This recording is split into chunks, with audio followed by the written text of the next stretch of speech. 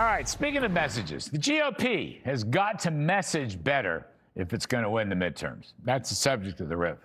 Messaging so important in policy and politics.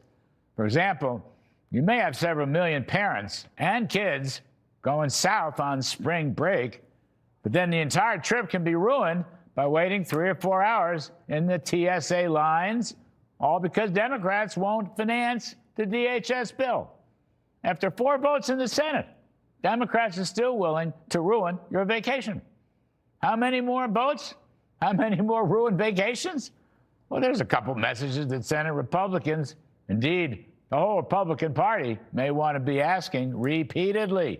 Newt Gingrich's going to be here in a minute or so wondering why Democratic senators in Georgia aren't helping America's biggest and busiest airport and the most profitable airlines, both of which are based in their home state. We're going to hear from Newt in just a moment, but I bet a lot of people are wondering whether Democrat Chuck Schumer gets to go to the front of the line instead of waiting 3 or 4 hours in New York. Kind of seems unfair, don't you? I'd want to message that too if I were a Republican leader. Then there's Democratic blockade of the voting rights bill called the Save America Act. The Committee to Unleash Prosperity has a list out today of at least 65 things you need a photo ID for. Get this. This includes getting on a plane, joining a gym, adopting a pet, buying tobacco, adopting a child, buying a cell phone, donating blood, applying for a job, picking up mail. The list goes on and on and on. There's only one thing that doesn't require a photo ID: voting. Does that strike you as odd?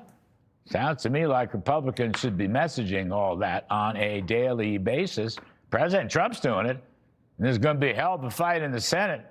But it's about 80-20 in favor of the GOP position to have a photo ID to vote. Now, here's another messaging thought.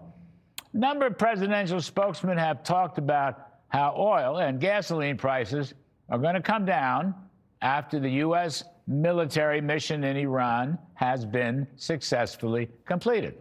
Well, I agree with that. Prices will come down. But rather than be forecasting energy prices, I think a much better message would remind Americans what the mission is. That's so important. For example, new polls by McLaughlin and Company show tremendous support among likely voters for eliminating Iran's nuclear threat, and nearly as much support for eliminating Iran's terrorism threat. A clear majority want to end Iran's nuclear weapons and their terrorism and their decades-long hostility war against the United States. That majority agrees with President Trump's missions in Iran, as he frequently says. And incidentally, the majority spans independents and even includes over a fifth of Democratic voters. But a temporary energy price increase is really a small price to pay in order to abolish the current Iranian regime and the 47-year war it has waged against America. I think Republicans would be better advised to emphasize the mission in Iran rather than trying to figure out the timing or the ultimate decline in energy prices. You know, Americans are smarter and even more patriotic than politicians and the legacy media seem to think. Whooping Iran